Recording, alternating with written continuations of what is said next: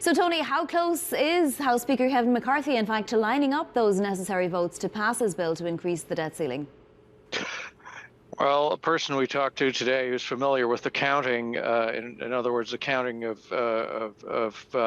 secured votes, if you like, said they're not quite there yet, but progress has been made since Friday, which was the last time we sort of checked in detail on this. And you have to remember that McCarthy is dealing with a very slim Republican majority in the House of Representatives, and he can only afford to lose 5 defectors.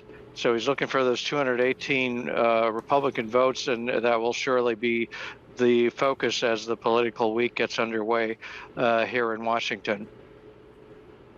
Is the Gambit likely to work against Biden? I mean, he says he wants an unconditional debt ceiling increase. Yeah, well, that is the gambit by the Republicans in the House, and of course you have to remember that the Senate is Democratic controlled. Although there's been some voices, including from Senator Joe Manchin, the conservative Democrat from West Virginia, that Biden should show some flexibility.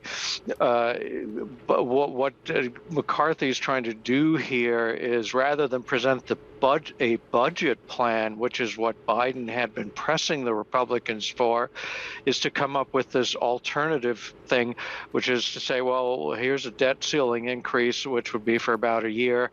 But also in the same bill, we're proposing all these cuts, including cuts to social programs that, the Democrats are basically livid about. Tony, markets are obviously looking towards the FOMC next week, but how focused are they on the looming showdown here? Well, there's been a lot of talk about that. The markets aren't focused enough on this risk, which, of course, we've seen before in similar risk situations or political risk situations, if you like. It does seem that there is now increasingly a sense in the markets that this is something to watch, and it has been showing up in the Treasury markets, in the various yields that sort of parse where this may end up.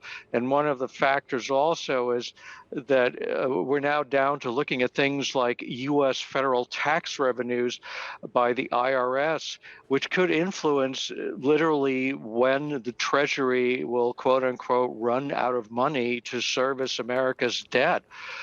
So, yes, that is starting to take shape. The talk has always been about July or August being the crunch date. Now that's shifted somewhat to, well, it could also be as early as June.